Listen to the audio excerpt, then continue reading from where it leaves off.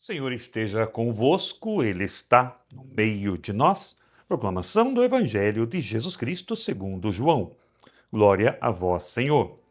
Naquele tempo, ao ouvir as palavras de Jesus, algumas pessoas da multidão diziam: Este é verdadeiramente o profeta. Outros diziam: Ele é o Messias. Mas alguns objetavam: Porventura, o Messias virá da Galileia? Não diz a Escritura que o Messias será da descendência de Davi e virá de Belém, povoado de onde era Davi? Assim houve divisão no meio do povo por causa de Jesus. Alguns queriam prendê-lo, mas ninguém pôs as mãos nele. Então os guardas do templo voltaram para os sumos sacerdotes e os fariseus, e estes lhes perguntaram: Por que não o trouxestes? Os guardas responderam: Ninguém jamais falou como este homem.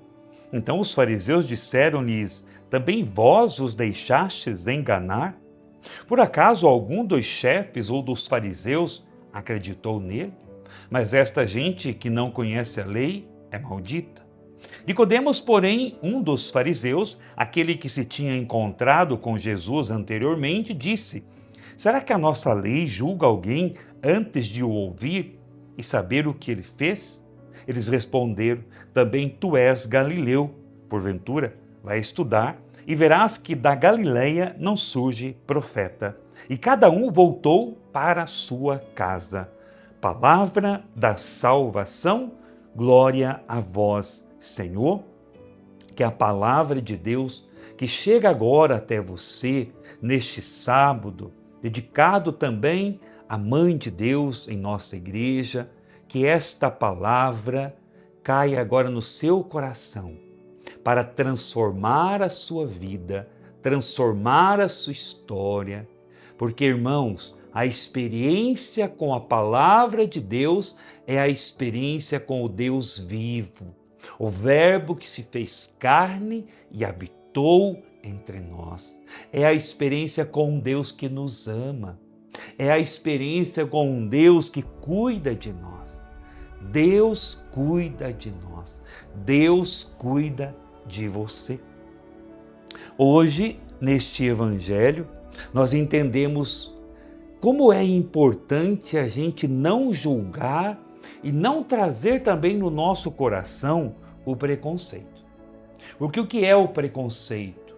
É você já conceber um conceito daquela situação ou daquela pessoa sem fazer a experiência com a pessoa, sem querer conhecer a história da pessoa, sem querer ouvir a pessoa. Também tu és Galileu, porventura, vai estudar e verás que da Galileia não surge profeta. Veja, quer dizer então que da Galileia não tem ninguém que seja profeta, que seja uma pessoa boa, uma pessoa de Deus. Olha o preconceito aí. Então, às vezes, nós também agimos assim. Quantas vezes talvez fizemos uma experiência negativa com aquela pessoa e parece que a vida toda agora a pessoa é taxada como se fosse daquela forma. Eu me recordo uma vez que eu fui um pouco mal educado, talvez meio grosseiro, com uma pessoa em um evento que eu estava. Até mesmo esse evento era lá em Cachoeira Paulista, me recordo bem dessa situação. E até hoje, eu fiquei sabendo depois, existem pessoas que falam que eu sou daquela forma. Veja, quantas coisas eu já, pelo menos eu acredito, eu já mudei, eu já melhorei, porque nós estamos em evolução. A partir de terapia, direção espiritual, da conversão pessoal, da psicologia que estudo, já estou quase concluindo, a logoterapia também, né, sobre o sentido da vida, o curso que fiz, o cálcere sobre aconselhamento também, tudo isso a gente vai melhorando, vai mudando. Então, mas a pessoa fez uma experiência e depois ela não se abriu mais uma outra experiência. Mas serve também para mim, para você. E quantas vezes nós julgamos o irmão que está na rua, quantas vezes nós julgamos a prostituta, julgamos o homossexual, julgamos a pessoa que está ali naquela situação. Mas você já parou para ouvir a história daquela pessoa? Quais foram as situações que levaram ela para a rua ou que levaram para a prostituição? Quais abusos ela sofreu, talvez já na infância? Ou talvez na adolescência? Ou uma situação de família que levou aquela pessoa para a rua, como eu atendi um irmão de rua uma vez, era um motorista de carreta, ele tinha carteira E. Ele foi para a rua, diante de uma situação da família, ele usou essas palavras: para eu não matar a minha esposa, que era uma situação de traição, eu resolvi ir embora de casa. E nós conseguimos, encaminhamos a comunidade Betânia, e depois ele se recuperou, ele tinha um vício do álcool e voltou para o mercado de trabalho. Então veja, às vezes só bateu o olho, quando eu atendi essa pessoa, quase tive ânsia de vômito, porque ele veio à minha sala e eu lembro das palavras dele: padre, eu estou na rua, eu não quero pedir coisas, isso eu tenho, as pessoas que já me dão comida e tudo mais, eu quero que o senhor me ouça. E eu ouvi aquela pessoa e ele também queria mudar, que também a pessoa precisa querer mudar, né? Mas veja, a partir do evangelho de hoje, julgavam ali Jesus, não acolheram a palavra de Jesus por causa da questão do preconceito. Será que nós não agimos assim também?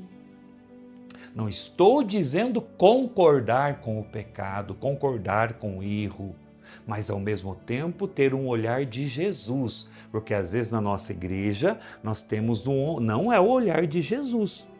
Nós temos o olhar dos fariseus, dos mestres da lei, daqueles que julgam, que falam, que querem somente a lei e não querem viver pela graça, que acham que os que comungam na mão são mais pecadores que os que comungam na boca, direto na boca, e os que comungam direto na boca criticam os que comungam na mão, e os que comungam na mão acham que os que comungam na boca são mais radicais, tradicionalistas.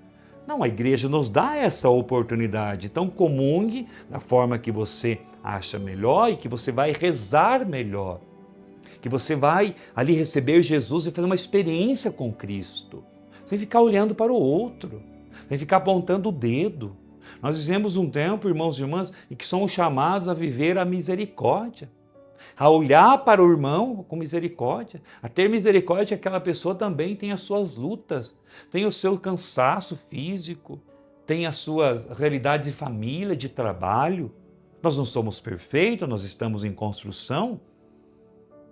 Por isso, a experiência de Deus, reze, busque a Deus, mas não esqueça, pelo amor de Jesus, pelo amor de Deus, não esqueça que você é gente, que você é humano, que você não vai aceitar quando alguém falecer, você vai viver o luto. Esses dias uma senhora pedindo perdão a Deus, porque ela ainda não aceita a morte da mãe, que já partiu faz 5 anos. E essa pessoa estava doente. Eu disse: mas você está vivendo o processo do luto, você precisa superar esse momento. Mas ao mesmo tempo compreendo a dor. Nós não estamos preparados, irmãos, para perder quem nós amamos. Você e eu, ninguém está preparado. Quando alguém falecer da sua família ou do seu grupo de amigos, você vai chorar, você vai sofrer, você vai ter que viver o luto, porque senão você vai se entupir de remédio e depois vai lá para frente sofrer ainda mais. Aceite que a vida passa por sofrimentos, que a vida passa por cruz, que a vida passa por doação. Acordar todo dia para trabalhar, para estudar, para sustentar a família, para fazer um curso, uma faculdade, não é fácil. Não é fácil.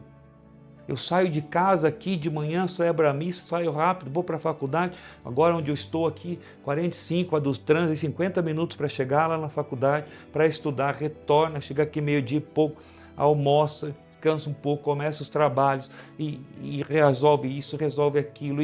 Estou agora me adaptando aqui na paróquia também. Essa é a vida. Quando a pessoa quer uma vida fácil, ela entra num vazio existencial. Não, busque Deus e o sentido da vida dentro da realidade que você vive. Não fuja da cruz, assuma a sua cruz, assuma Deus em sua vida, na sua família, que tudo ficará melhor. Não fácil, mas melhor.